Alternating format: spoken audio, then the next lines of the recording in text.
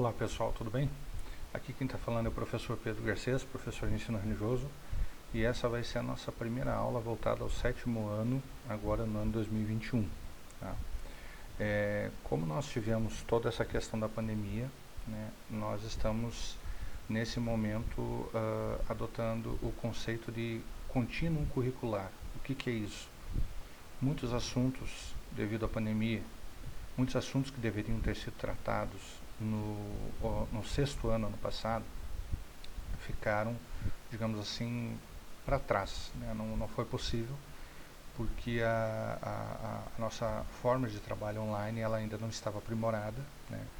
E não é a mesma coisa que ela presencial, a gente sabe, então o motivo pelo qual alguns conteúdos talvez não tenham sido trabalhados na sua íntegra e também não tenham sido terminados. Então nós vamos dar agora, nesse início, nessa minha primeira aula aqui, eu vou só retomar, relembrar vocês que estavam no sexto ano, sobre o que nós estávamos vendo no ano passado, né, no sexto ano, e terminando ali com a parte da mitologia, eu vou falar um pouquinho daí sobre essa questão da mitologia, né, nessa nossa primeira aula aqui. Mas vocês podem ficar tranquilos que nós não vamos nos deter só a conteúdos que eram do sexto ano. Na verdade, agora essa primeira, talvez segunda aula, a gente vai tomar alguma coisa para que não fique, digamos assim, muita coisa perdida, né? Mas, como ensino religioso, nós temos uma carga horária pequena, uma aula semanal, dentro daqueles conceitos que a gente pôde trabalhar no passado, o conteúdo em si não ficou muito atrasado.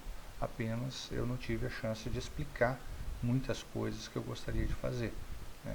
Mas a partir dos vídeos agora que eu acho que vai facilitar bastante para vocês. Então, vamos começar só retomando o que foi visto no passado. Detalhe, talvez nós tenhamos alunos novos na turma, né, alunos que talvez tenham vindo de outra escola. Eu sei que às vezes em outras escolas, muitas vezes você tem professores que não são da área do ensino religioso, né? São poucos professores formados realmente em ensino religioso, né? Então por isso às vezes professores de outras áreas como história, né, geografia, sociologia, filosofia, às vezes pegam essas aulas, né, pela falta de professor, e eles também não têm a responsabilidade de saber tudo em relação a esse assunto. Então, para que nós não tenhamos problema em relação a uma diferença muito grande entre o que você estava estudando no ano passado e o que você vai ver esse ano, eu aconselho vocês que tenham vindo de outra escola, que peguem um caderno de um colega emprestado, se for possível, para que possam saber mais ou menos o que foi trabalhado, mais ou menos o que foi visto. Mas eu vou tentar não vincular os conteúdos agora deste ano com o do ano passado, para que você não fique nessa dependência, tá? Bom, de qualquer forma, eu quero só lembrar a todos que no sexto ano nós estudamos o surgimento da religião na história da humanidade, como a religião surgiu lá na pré-história, né? Desde o homem das cavernas existe a religiosidade, as pinturas nas paredes das cavernas mostram isso, então nós estudamos isso. Nós entendemos esse conceito, né, de como foram surgindo as primeiras crenças, né, a crença nos primeiros deuses, o sol, a lua, as estrelas eram cultuados como deuses.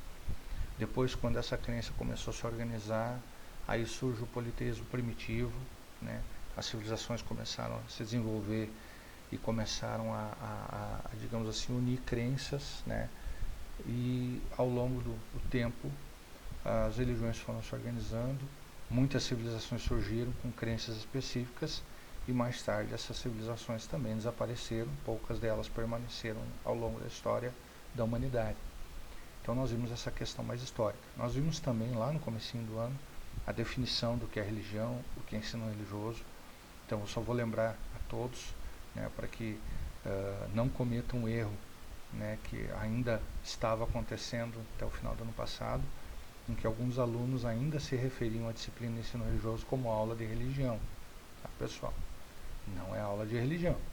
Ensino religioso é disciplina escolar que estuda, tá, a influência que as religiões e as crenças têm na vida das pessoas e na sociedade. A aula de religião é doutrinária, catequese, escola bíblica, é aquilo que ensina você a seguir uma determinada crença, uma determinada religião. E no ensino religioso a gente não faz isso. Tá? Então, só relembrando vocês, porque que alguns alunos até o final do ano ainda estavam repetindo essa expressão. Tirem isso do vocabulário de vocês. Ensino religioso não é aula de religião. Tá? Bom, voltando aqui, nós entramos então daí nas mitologias, né? Por quê? Porque as religiões antigas, com o passar dos anos, essas religiões antigas, né, elas acabaram se tornando mitologia, né? E o título desse vídeo, inclusive, é As mitologias eram religiões, tá, pessoal? Se você procurar no YouTube, é esse título que vai estar lá, mas é essa aula para vocês, no caso. Por que as mitologias eram religiões? E por que elas não continuaram? Por que se tornaram mitologias? Bom, todo sistema de crença, todo sistema religioso, toda religião, quando ela surge, quando ela existe, ela tem uma característica de trabalhar com aquilo que é sobrenatural, né? Inclusive isso está na definição de religião, né?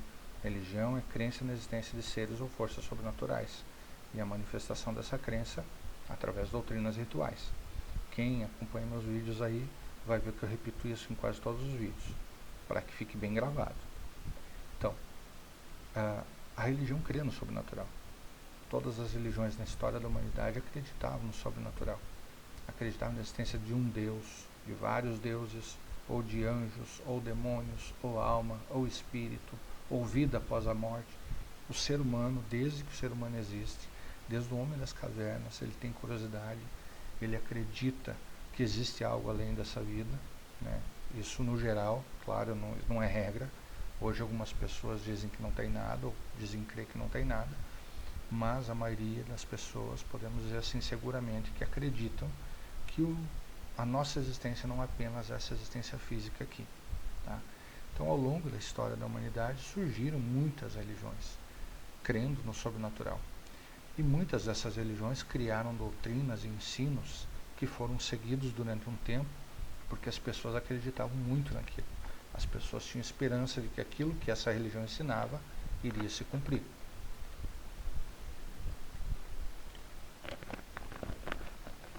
No entanto, para que uma religião se mantenha, se ela faz uma promessa, se ela faz uma profecia, se ela diz que algo vai acontecer, esse algo tem que acontecer. E o resultado, quando não acontece, na maioria das vezes, é que essa religião deixa de existir, ou cai no esquecimento, ou vira mitologia. Tá?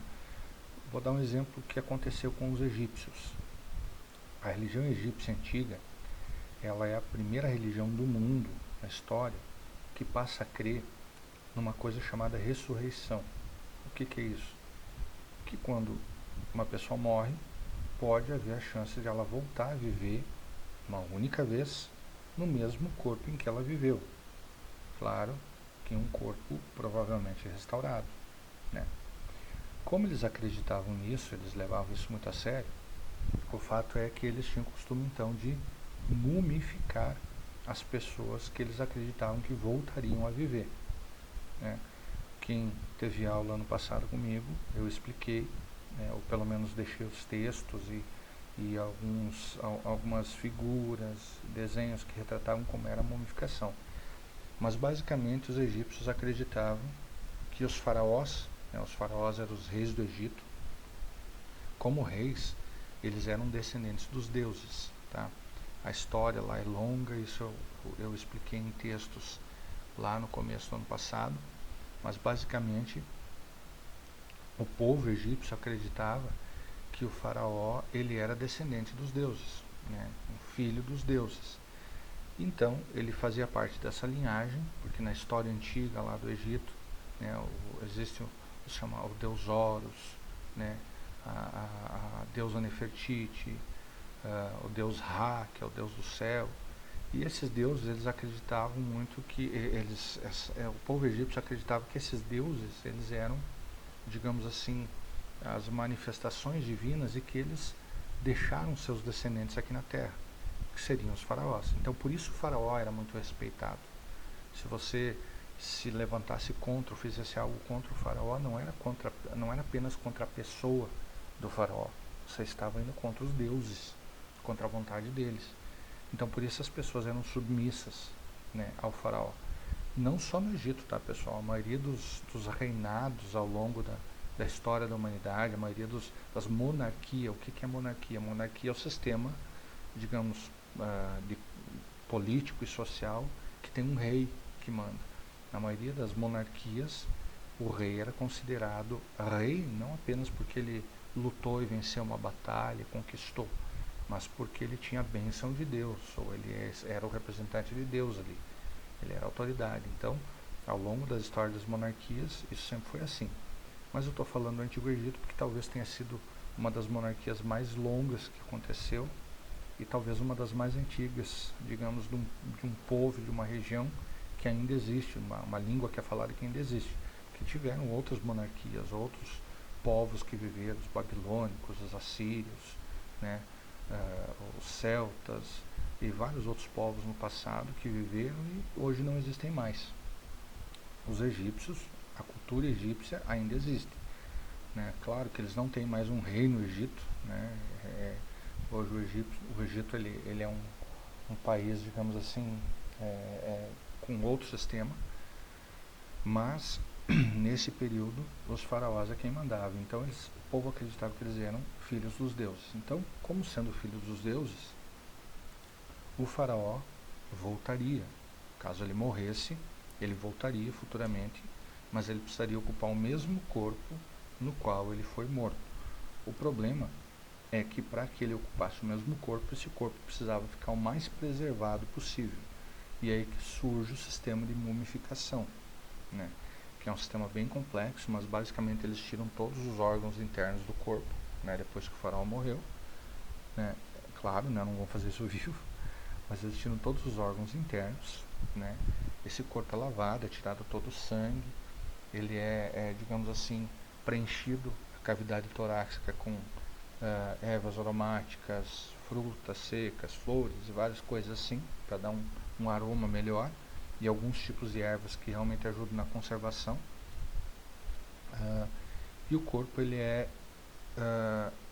embebido, todo lambuzado numa cera específica, numa resina que era extraída de uma determinada árvore, uma determinada planta no Egito, né?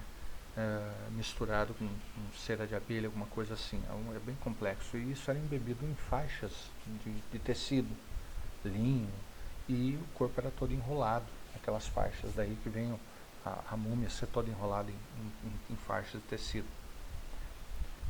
E depois o corpo era colocado num sarcófago, que é como se fosse um caixão bem lacrado, bem fechado, né? O objetivo era conservar mesmo, manter aquilo. E isso era colocado dentro do grande túmulo que era a pirâmide. Só que daí não era só o faraó. O faraó era o rei. Mas o faraó, quando voltasse, ele ia precisar ter a família dele, a esposa ou as esposas, em alguns casos ele tinha mais de uma, né? Os filhos, né? Ele ia precisar ter o seu comandante da guarda, ele ia precisar ter o seu, digamos, sacerdote, né? O feiticeiro, coisa e tal, o sacerdote que faria os rituais. E ele ia precisar de riqueza, ele ia precisar de ouro, ele ia precisar de armamento, ele ia precisar de suprimento para o início das coisas. Então a pirâmide ela era um grande depósito. Morreu o faraó, ele era colocado numa determinada câmara fechada, com seu sarcófago mumificado. Quando morria a esposa, quando morria o filho, quando morria o comandante da guarda, eles também eram mumificados e colocados em câmaras separadas, né? Quando morria o sacerdote também era mumificado, colocado em câmaras separadas. O faraó vai precisar de riquezas, então tinha algumas câmaras dentro das pirâmides que tinha lá os utensílios, joias, ouro, pedras preciosas, essas coisas assim. Outra câmara tinha apenas utensílios do dia a dia. Um outro lugar dentro que a pirâmide, ela, no formato, né, dela, permitia que tivessem várias câmaras assim. Mas tudo era muito lacrado, fechado e coisa e tal. Bom, isso despertou interesse de ladrões ao longo dos anos, né? Muitas dessas pirâmides acabaram sendo violadas, pessoas que historicamente sabiam que dentro da pirâmide tinha riquezas, né? E roubaram, então muita coisa se perdeu ao longo dos anos. Às vezes a própria família, né, do faraó violava a pirâmide, Mas a verdade é que ele sempre esperava a volta do faraó ou de outros faraós. Por isso que não existe apenas uma pirâmide, existem várias. E às vezes uma linhagem toda de um faraó está dentro de uma pirâmide. Então, tipo, aquele foi faraó num período até tal período. Depois o filho dele assumiu como faraó. O faraó, ele é, né, a maioria das monarquias, os reinados, a coroa, né, o reinado é passado de pai para filho. Ou no caso do Egito, no caso egípcio, algumas vezes, não sei, acho que 2 ou 3 vezes teve faraó mulher, né? Acredita-se que a última delas foi inclusive a Cleópatra, né? Uma outra história que outro dia talvez eu conte.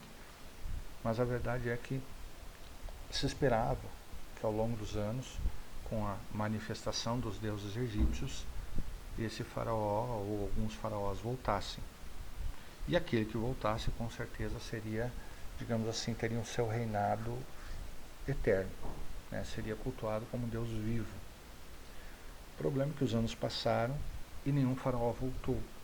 Nenhum faraó voltou, mesmo com todos os rituais, mesmo com todas as preparações, mesmo com tudo aquilo que foi feito, os faraós não voltaram, né? E os egípcios, enquanto nação, eles acreditavam que venciam, que os povos viviam em conflito.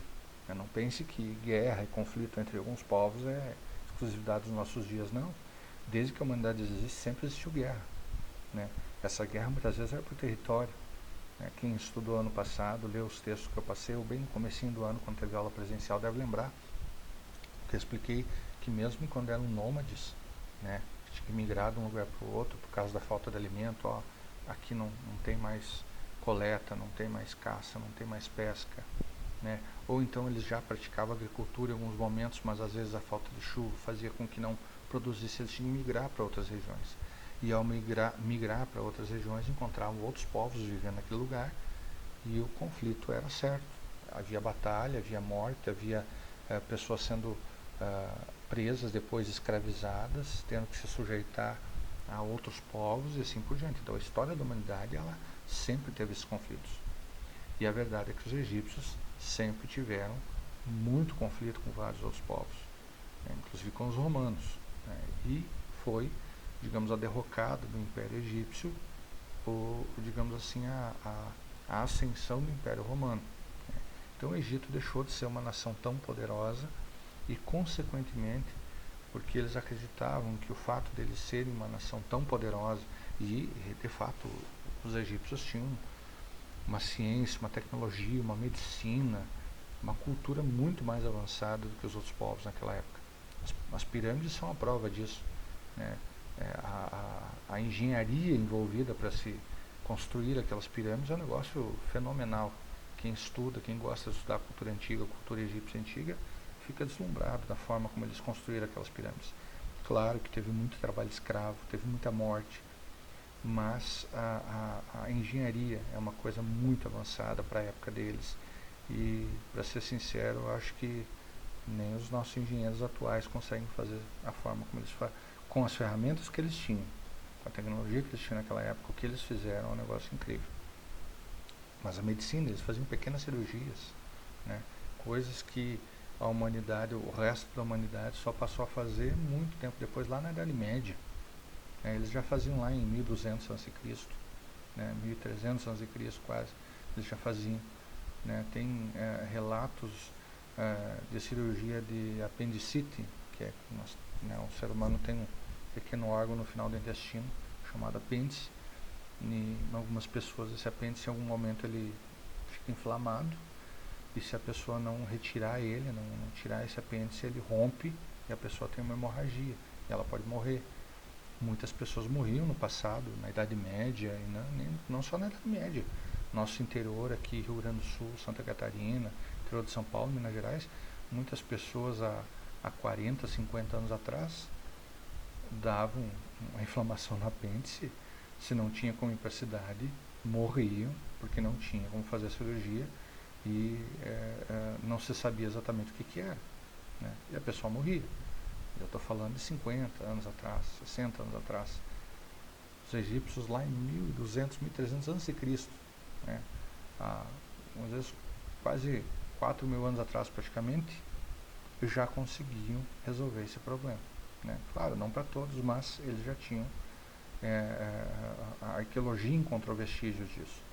Então, assim, não só isso, a questão da higiene deles era muito mais avançada que de outros países, né? O conceito, digamos assim, os próprios banheiros, latrinas eram diferentes, eles tinham mais higiene, não era aquela coisa que se diga assim, nossa, que maravilhoso, né? Porque todas as culturas antigas tinham um problema muito sério de higiene, mas os egípcios estavam bem mais avançados em relação a isso, né?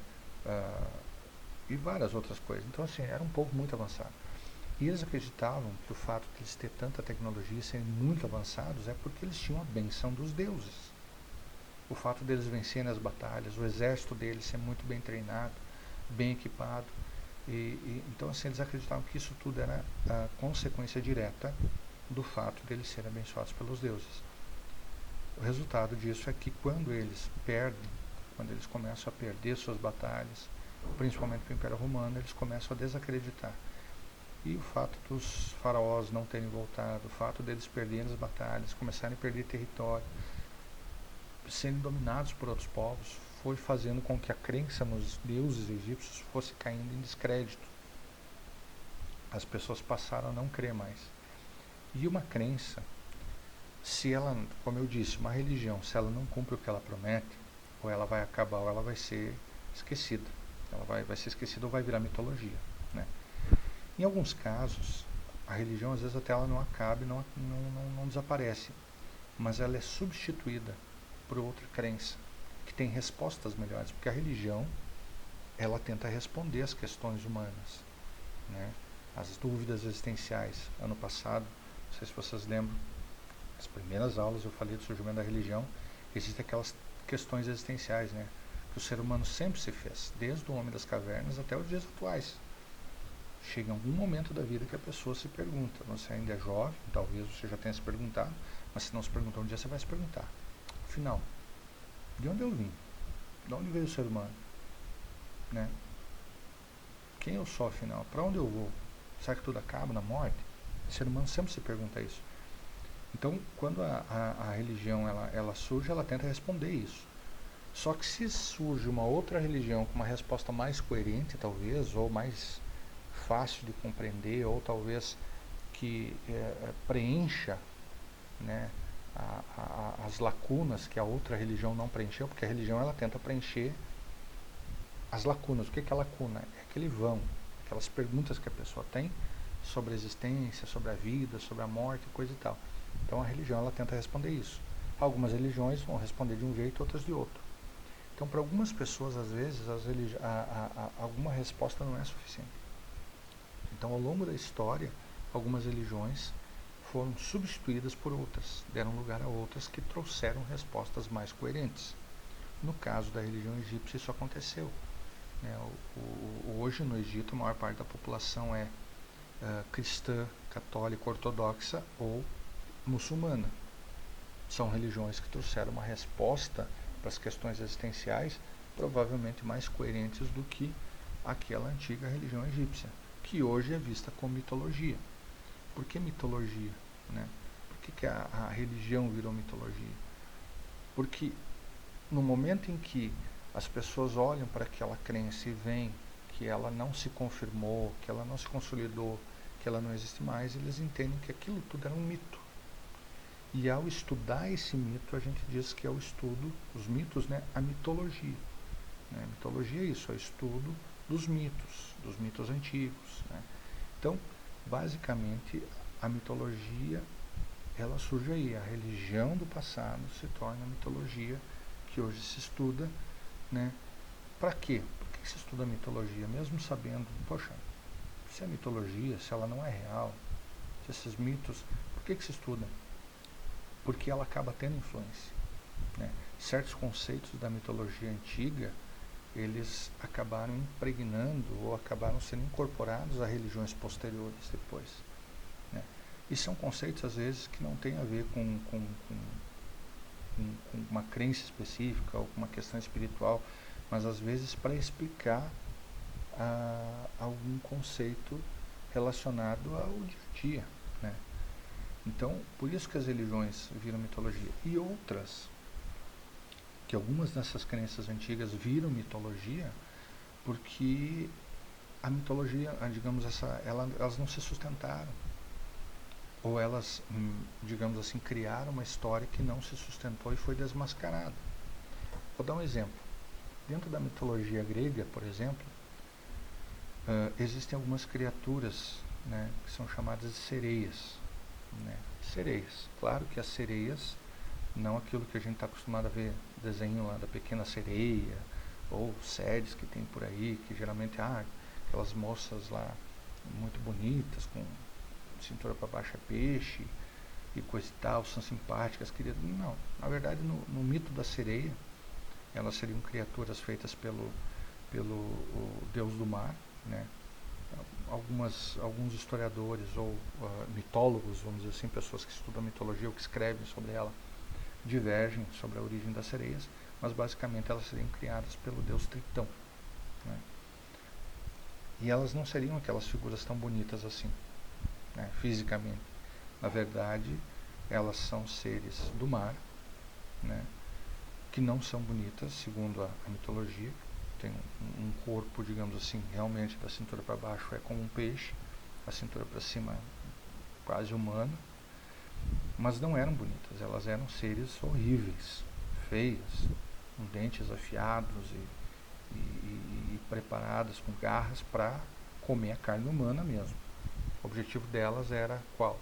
Atrair os marinheiros, né, para que ou eles chocassem os barcos nas pedras e o barco naufragasse, ou elas atraíam os marinheiros através do canto, se eles não pudessem conduzir o barco, eles pulassem na água. E assim que eles caíssem na água, então elas devoravam eles. Né? Mas o que atraía eles? Era a beleza delas? Não, era o canto. Um canto da sereia era um negócio incrível. Né? Então, o que acontece? Esse mito, dentro da mitologia, o mito da sereia é esse.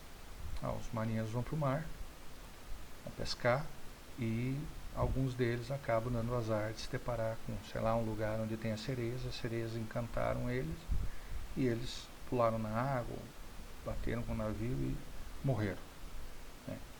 Esse é o mito da sereia. Mas qual é a verdade? Por que esse mito surgiu? Qual é a verdade por trás disso? A verdade é que naquela época não havia muita tecnologia em relação à pesca. Os donos de barcos pegavam marinheiros na orla, né, nos cais dos portos lá, e levavam para o mar e faziam com que eles trabalhassem dia e noite praticamente pescando, sem dormir, quase sem se alimentar. Muitos deles ficavam muito fracos, caíam até de sono, caíam na água e morriam afogados, simplesmente morriam afogados, ou até comido por um tubarão, sei lá, algum outro animal, alguma coisa assim, mas a verdade é que eles morriam pelo excesso de trabalho. Então, como que o dono do barco de pesca vai voltar para o cais e se deparar com a família daquele pescador lá, os filhos, a esposa, e dizer para ele assim, olha, eu fiz teu marido trabalhar, eu fiz teu pai trabalhar até a exaustão, ele não aguentou e caiu no mar e morreu afogado. Então, isso não daria certo. Então, acredita-se que foi criado esse mito da sereia, provavelmente pelos, digamos assim, donos dos barcos de pesca, para justificar esse trabalho escravo, praticamente, de pesca. Né? Então, é aí que surge o mito. E com o passar dos anos, as pessoas foram descobrindo isso. Poxa, não tem nada de sereia, isso aí é apenas maldade humana mesmo. Né? Esse é um exemplo. Outro exemplo, por exemplo, era o exemplo das chamadas ninfas. Né? Vamos lembrar que eu estou falando aqui com o 7º ano. Tá? Então, o 7º ano já tem maturidade para entender algumas coisas. Dentro da mitologia, as ninfas elas seriam seres que foram criados ou surgiram, né, num determinado contexto aí. Elas seriam, teoricamente, filhas da deusa do amor, Afrodite. Não é bem assim a história. Na verdade, a mitologia diz que quando houve uma batalha lá, um determinado deus castrou o pai dele e o sangue que caiu digamos, na praia acabou dando origem às ninfas, que seriam jovens moças muito bonitas, muito sensuais e coisa e tal, e que viviam na floresta e quando eram invocadas da forma correta, através de oferendas e coisa e tal, por homens, né, digamos assim, que queriam se relacionar com elas, então elas vinham e faziam as chamadas orgias, né, festas assim, né. Essa é a história das chamadas ninfas, mas na mitologia diz assim, que elas tinham irmãs, chamadas fúrias, e as fúrias também eram bonitas, como as ninfas, mas tinha uma diferença, elas se transformavam, e no momento da orgia, ao invés de trazer prazer e alegria para os homens, elas colocavam de fora suas garras e retalhavam eles. Então, como que eles iriam saber se eram fúrias ou ninfas que estavam vindo? Eles deveriam fazer a oferenda do jeito correto, e como junto das ninfas sempre tinha um outro ser mitológico chamado sátiro, que seria um ser híbrido, né? Da cintura para cima é humano e da cintura para baixo é como se fosse um bode. Então, se junto das ninfas tivesse esses seres, então eram ninfas mesmo, porque esses sátiros estavam sempre com as ninfas. Agora, se viesse só aquelas mulheres bonitas, então eram as fúrias, eles tinham que se cuidar, tinham que correr, né? Então foi criado esse mito aí. Só que o porquê foi criado esse mito é feio, é horrível a história. Sabe-se historicamente que os gregos eram um povo bastante depravado em relação às questões sexuais. E eles praticavam muitos abusos sexuais de crianças, de jovens, de adolescentes, tanto meninos quanto meninas. No caso das meninas, eles, digamos assim, em alguns momentos, eles abusavam, levavam para suas orgias, e às vezes essas crianças eram vendidas pelos próprios pais para isso, e eram levadas para essas orgias crianças às vezes de 10, 11 anos, às vezes até mais novas, né? Há relatos, alguns historiadores dizem que provavelmente crianças até de 8 anos foram abusadas sexualmente. E em alguns casos essas crianças eram tão jovens que essas orgias aconteciam em determinadas épocas do ano, né? Uma ou duas vezes por ano.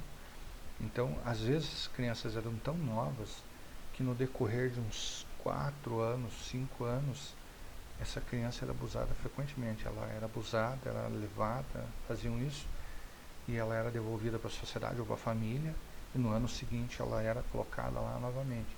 E algumas dessas meninas, né, acredita-se que ficavam com muita raiva e queriam se vingar. E há relatos de que algumas escondiam navalhas na roupa, alguma coisa assim, e no momento que estavam lá na orgia, elas pegavam essas navalhas e matavam os caras, né, os abusadores que faziam isso há muito tempo. Daí foi criada a história da ninfa e da fúria. Não, a ninfa são as queridinhas lá e coisa e tal, a fúria são essas que querem vingança e não sei o que. Entende? Então, isso é só exemplo que eu estou dando assim do porquê que algumas dessas crenças antigas hoje são vistas como mitologia, e foram, porque algumas delas foram realmente desmentidas ao longo do tempo, tá? Muita gente não fala nisso porque o pessoal gosta de ter uma visão romântica da mitologia, mas a verdade é que se a gente estudar a fundo a gente vai descobrir que ela não é tão bonita assim não, tá? Eu poderia contar mais histórias aqui para vocês, histórias bem interessantes que trazem, que não é só, aqui que eu estou falando são histórias aqui, digamos que foram desmascaradas e coisa e tal, mas existem histórias dentro da mitologia que trazem um conceito de valores também. Tipo assim, por que você não deve querer além daquilo que deve, né? Tipo assim, existe a história de Ícaro, né, que queria voar e o pai acabou fazendo para ele asas coladas, grudadas com cera, e o pai orientou que ele não deveria voar muito alto, porque senão seria perigoso, mas ele não deu bola porque o pai disse, e voou muito alto, chegou próximo do sol, e o sol derreteu a cera, as penas caíram e ele despencou e morreu, né? Então, nossa, que história horrível. Ela traz um fundo moral, ouvir os pais, não querer mais do que você precisa, né? E várias coisas assim. Então, existe dentro da mitologia alguns ensinos que são interessantes. Então, por isso que algumas a gente ainda estuda essas mitologias e, querendo ou não, elas trazem, né? Hoje você sabe, você pega aí os filmes, né? Ou principalmente os games, né? Os jovens que gostam de games, os jogos, né? Você vai ter lá os deuses da mitologia grega, Hades, Zeus, né? Poseidon, né? Alguns outros que foram criados só para os jogos, né? Que nem o caso do Kratos, e esses aí que são só para os jogos, que não tem na mitologia, mas que estão junto com esses deuses aí. Então, assim, a mitologia ela tem uma questão mais assim de diversão, nesse sentido, sim. Mas hoje você não encontra mais ninguém que cultue os deuses gregos, os deuses egípcios ou até mesmo os deuses nórdicos, né? A mitologia nórdica ficou bastante conhecida nos últimos tempos aí com os filmes, né, do Thor, né? Thor, Odin, Loki, são os deuses lá da mitologia nórdica, né, dos chamados vikings, né? Então esses deuses ficaram conhecidos por causa dos filmes e coisa e tal. Mas hoje, se você for lá na Irlanda, lá no Grã-Bretanha, nos países nórdicos lá, o pessoal lá não crê nesses deuses. Eles têm isso como mitologia, como história antiga, né? Que nem nós temos aqui nosso folclore quase. Né? Diferente do folclore, porque o folclore nunca foi religião. O folclore são histórias que são contadas, que são tão extraordinárias que é óbvio que não são verdade e que não foram cultuadas, né? E no caso da mitologia, no passado, eles acreditavam realmente. Então, basicamente é isso. As religiões viraram mitologia. Então, a mitologia, no passado, era a religião. Isso é apenas um resgate, aquilo que a gente viu ano passado, tá? Vocês que estão no 7º ano, nós vamos entrar agora nós vimos primeiro o politeísmo. Essas religiões mitológicas, e todas elas eram politeístas, né? Acreditavam em vários deuses, né? Lembram que no politeísmo geralmente é assim: existem vários deuses, cada um responsável por algum aspecto, uma área da vida da pessoa. Deus lá para o casamento, Deus da agricultura, Deus da guerra, da batalha, Deus do amor, Deus do, sei lá, do trabalho, alguma coisa. Sempre tem um Deus relacionado a alguma coisa. E na maioria das vezes tem um Deus que é superior aos demais, que é o que manda em tudo, que manda mais. No politeísmo é assim. Então nós estudamos o politeísmo na antiguidade, e essas religiões politeístas, a maioria delas virou mitologia, como eu falei. Mas agora, esse ano, né, nós vamos estudar o politeísmo na atualidade. Existem religiões que creem em vários deuses na atualidade? Sim, e nós vamos estudar. Então, o hinduísmo e as religiões afro e talvez algumas crenças indígenas. Nós vamos ver isso com detalhes mais para frente. Mas por hoje era só, pessoal. Tá? Quero deixar um abraço a todos. Se vocês têm alguma dúvida, têm alguma pergunta, alguma coisa, vocês podem escrever aqui nos comentários do YouTube, desde que você esteja logado, né, com o teu perfil. Assim que o Classroom estiver funcionando, vocês também podem colocar dúvidas e perguntas lá, né, para aqueles que estão nos grupos de WhatsApp, seja através da coordenação da escola ou diretamente nos grupos em que eu faço parte. Vocês podem mandar pergunta para mim, mas sempre observe o horário, né, um horário adequado, um horário coerente. Não vai me mandar pergunta à noite, depois né, como alguns alunos ano passado resolveram me mandar pergunta 3 horas da madrugada, né? Por favor, pessoal. Aí eu bloqueio. Ficar me mandando bobagem, coisa e tal, eu vou bloquear. Então nós temos um tempo para isso. Então peço para vocês que querem mandar pergunta, querem mandar e-mail, pergunta também. E se voltarem às aulas presenciais, melhor ainda, que a gente vai poder responder através das aulas presenciais. Ok, pessoal? Um abraço para todos vocês aí. Até a próxima aula.